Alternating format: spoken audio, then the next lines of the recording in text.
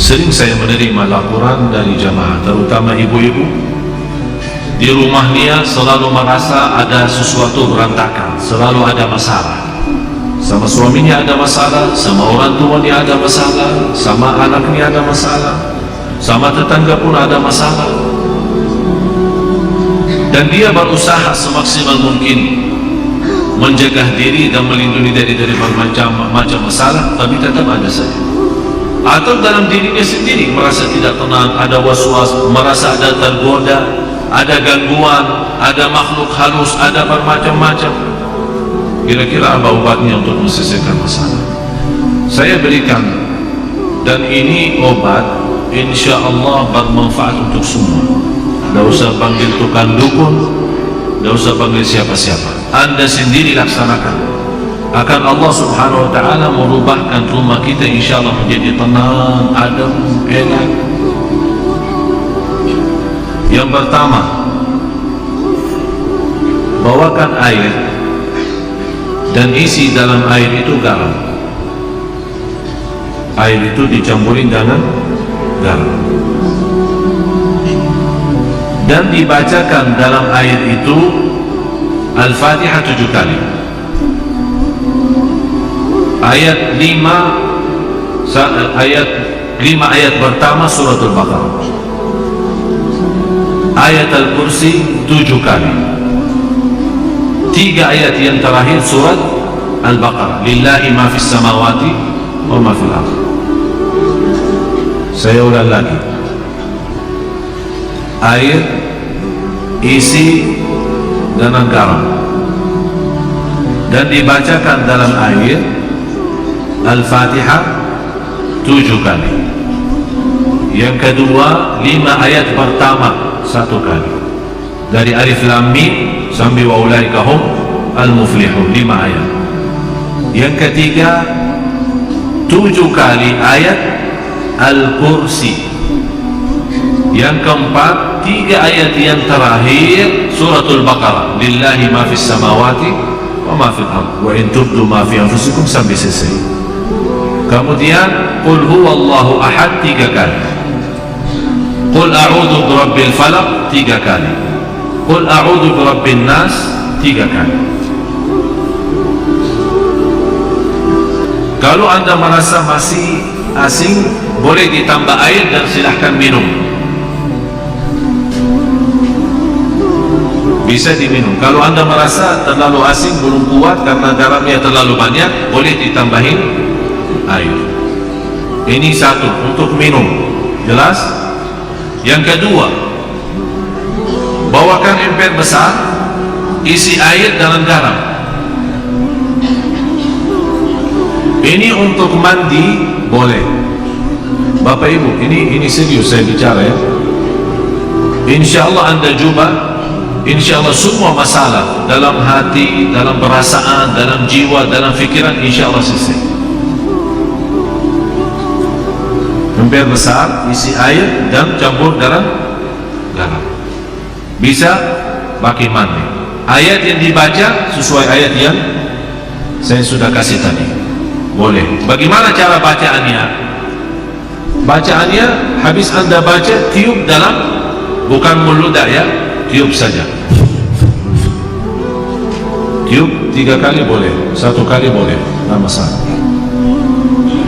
Dan saya sampaikan begini karena sudah berkali-kali ada yang memberitakan soal rumahnya ada banyak masalah, saya tidak tahu apa. Dan mohon maaf, selama saya di Indonesia, mohon maaf ya, orang di Indonesia terlalu banyak was-was. Jadi kalau merasa ada sesuatu, Ustaz kayaknya ada di rumah apa-apa, padahal tidak ada. Tidak ada.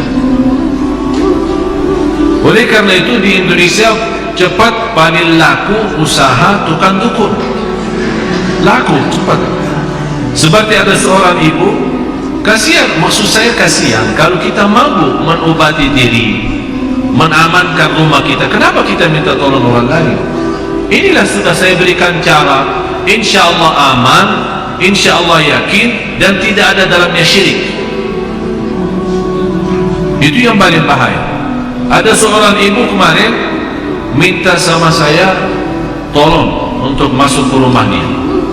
Karena habis saya isi tabligh akbar di salah satu daerah di sini di Jakarta tidak jauh, dan dia minta tolong sampai nangis, ibu maaf saya tidak bisa, kalau mau masuk rumah berarti semua jamaah minta masuk rumahnya. Jadi lain kali tidak, ini saya sudah berapa lama tidak bisa masuk rumah saya. Kenapa? Ada banyak hantu. Sampai tolong Syekh datang, barangkali dalam datangnya Syekh terusir ini hantu. Ini juga masalah sebenarnya. Ucapan hal seperti ini memiliki keyakinan kalau seorang syekh datang hantu bisa terusir, itu sudah punya fikiran salah. Cuma sekarang ini bagaimana saya mengobati masalah ibu ini? Saya terima, saya datang. Terus ibu apa cerita rumah ini? Ceritanya saya pernah didatangi seorang kiai, katanya kiai, katanya.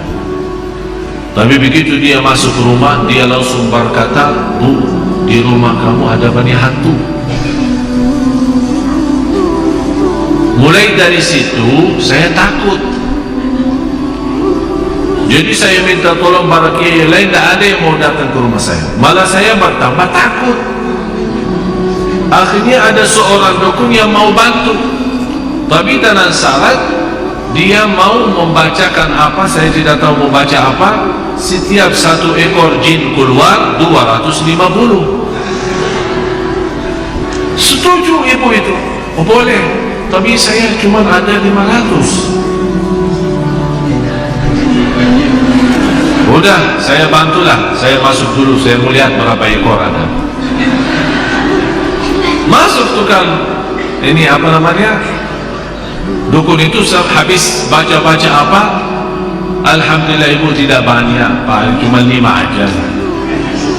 Jadi saya baca-baca keluarin 2 karena ibu mampu bayar 500. Kalau nanti ibu sudah sanggup lunasin lagi, nanti saya datang lagi usir yang tersisa. Dan kasihan ibu percaya, sampai sekarang dah mau masuk rumahnya, sampai saya ketemu dan disuruh saya masuk. Jadi ibu sekarang yang tersisa cuma 3 ya, kan katanya 5 kan, yang terusir 2, tinggal 3. Terus ibu membayar ke saya berapa? Tidak apa-apa, saya ikhlasin, tapi yang penting bantulah. Udah begini aja, saya masuk, ibu tunggu di luar. Kalau dengar suara saya berteriak, berarti saya lagi berantem sama mereka. Terus saya masuk. Begitu saya masuk ke rumah, saya panggil ibu sini. Baru masuk ya, saya jujur saja tidak lihat apa-apa. Bu, saya sudah periksa rumahnya, aman. Terima kasih. Berarti aman sekarang, tidur.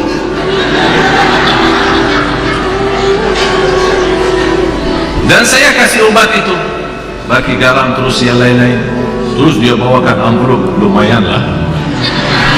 Saya bilang, bu, ini sedekahin ke masjid atau ke anak yatim, bukan ke saya. Itu bukan kerjaan saya.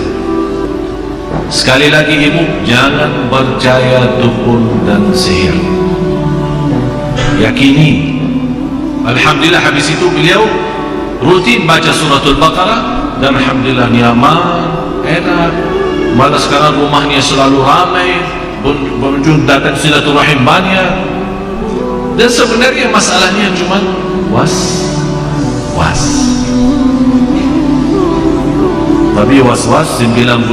Sejarah medis pun 90% sebabnya penyakit manusia adalah was-was.